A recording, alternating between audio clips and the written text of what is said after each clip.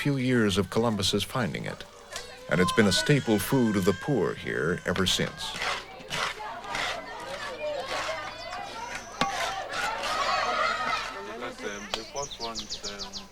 In this village in Nigeria, cassava is being prepared for a local dish that includes another American crop, chili peppers.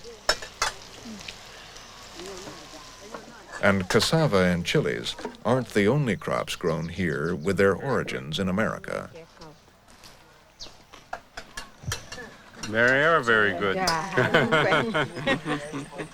You can see the debt that Africa owes America in this little patch here where you have maize, chili peppers, pumpkins, and even sweet potatoes. All over Africa you see American crops, which the people more or less take as their own crops because they've been here for hundreds of years. If those crops were eliminated right off, right now, you would starve 100 million people. Of the crops Columbus himself found in the New World and took back with him to the Old, corn is by far the most important. Corn is probably one of the greatest gifts America has given the world. And of course, we have to thank a few Indians in Mesoamerica who enabled that to happen, because it's not a natural plant.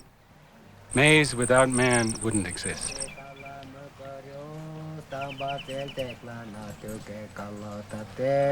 Indian farmers, like those in the Mayan highlands of Mexico, began shaping corn from ancestral wild grasses over 3,000 years ago.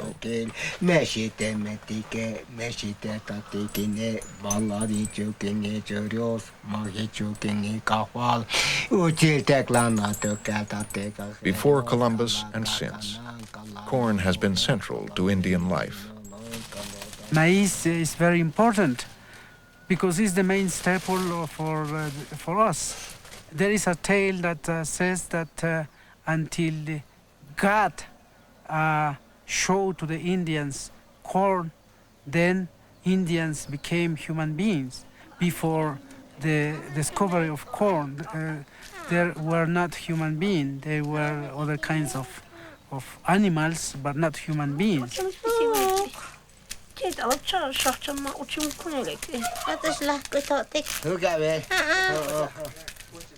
Every year, for thousands of years, the seeds of the next corn generation are helped on their way.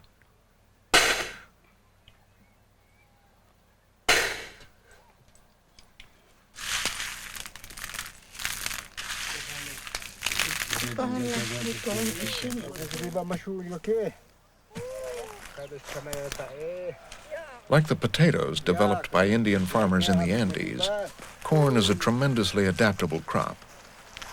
It can be grown in many different environments and climates. Only a few years after Columbus saw corn growing in the Caribbean, Portuguese slave traders had taken it to Africa.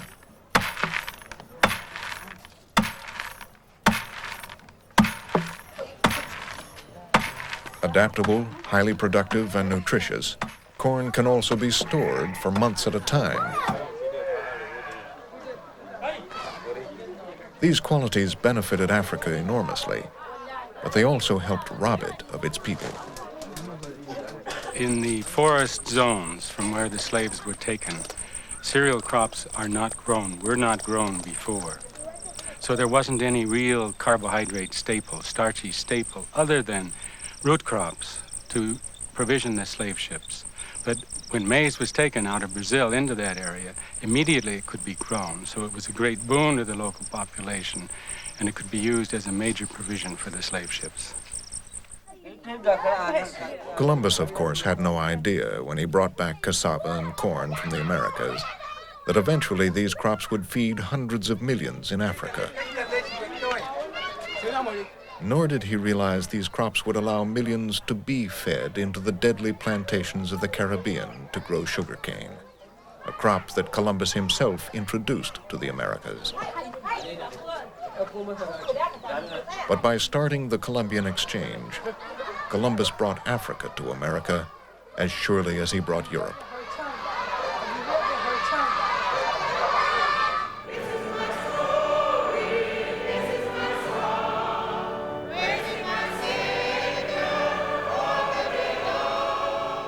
This church service is in Kingston, Jamaica. But black slavery played a critical role in creating all the Americas, not least the United States.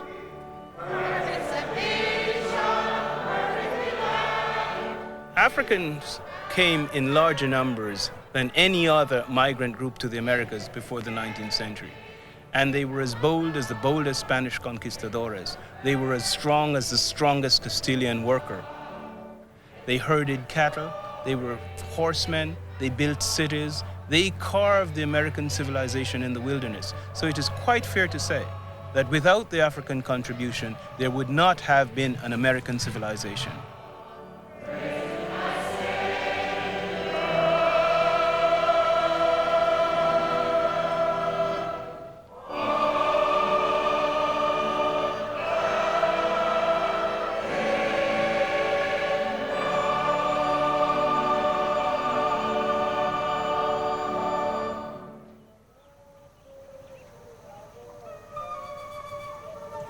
There can hardly be a corner of either the Old World or the New left untouched by the Columbian Exchange. Here in the Mayan highlands of Mexico, sheep are being herded home for the night, along with cattle and pigs.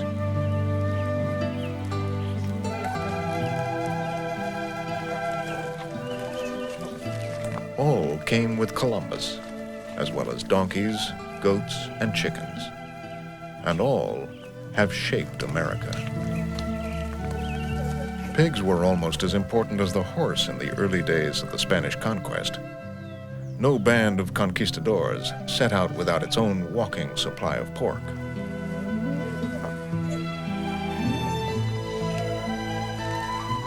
Sheep adapted successfully to the Americas from Patagonia to the Rockies, providing wool for clothing and blankets for Native Americans and European immigrants alike. Meanwhile, the New World has given equal wealth to the Old.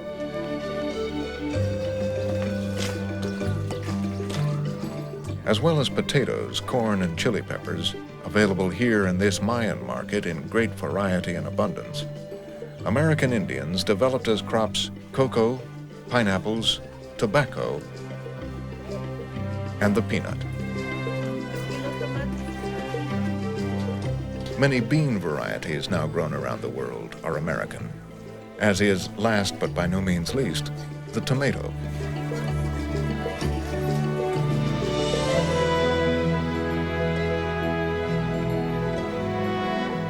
Columbus set out on his voyages hoping to find spices as well as gold. Instead, he found crops that have enlarged enormously the world's larder, crops more valuable than all the gold the Americas ever produced. Today, it is hard to imagine how Europe and Africa could have fed themselves without the potato and corn. It is hard to imagine the Americas without the horse and the cow, or without the massive transfusion of Africans brought here to work the sugarcane. It is hard to imagine Kansas without wheat, or spaghetti without tomato sauce, or Boston without the Irish. In fact, Columbus didn't just change the world. He created one world where there had been two, separated from each other by the ocean. That one world, and the people it has brought together, has moved to new and more exciting rhythms ever since.